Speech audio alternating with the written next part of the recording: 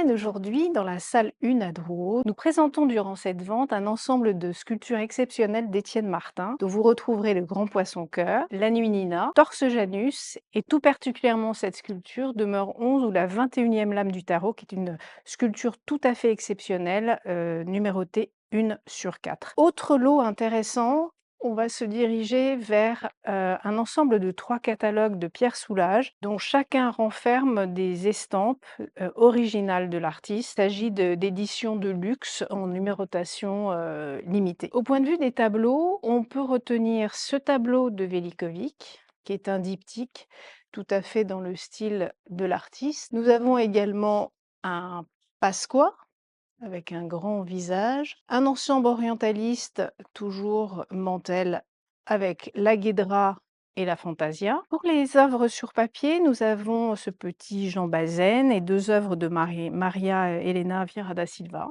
Alors, je m'attarderai aussi sur cette aquarelle de Marie Laurencin, qui est une aquarelle qui date probablement des années 40. On a également une pièce intéressante qui est ce tableau d'Aki Enlik, d'un peintre turc, qui est tout à fait caractéristique dans sa série des visages. Très beau tableau. Donc cette lithographie est intéressante parce que c'est une lithographie qui est assez rare sur le marché, El Merma, et qui est référencée dans le catalogue raisonné qui a été édité par MAG. Puisque le thème de cette vente aux enchères est sculpture et art premier, un ensemble de masques et d'objets africains qui ont été expertisés par Emmanuel Menuet. Sinon, dans un contrepoint d'art décoratif, un ensemble de petites pièces de Pierre Bayle. Et une chose assez amusante aussi, c'est un petit carnet de Domergue, qui est un petit carnet de croquis qui a été donc expertisé par Monsieur Noé Villers, qui est l'expert de Domergue. Nous avons des sculptures de Becquerel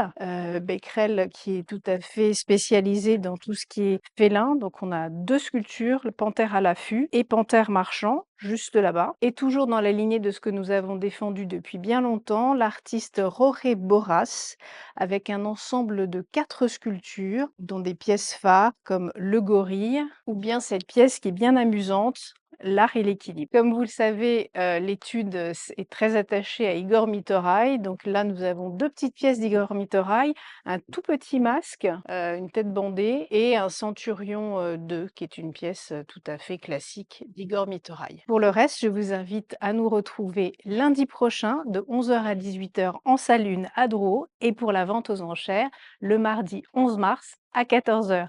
À bientôt à Drouot pour de belles enchères.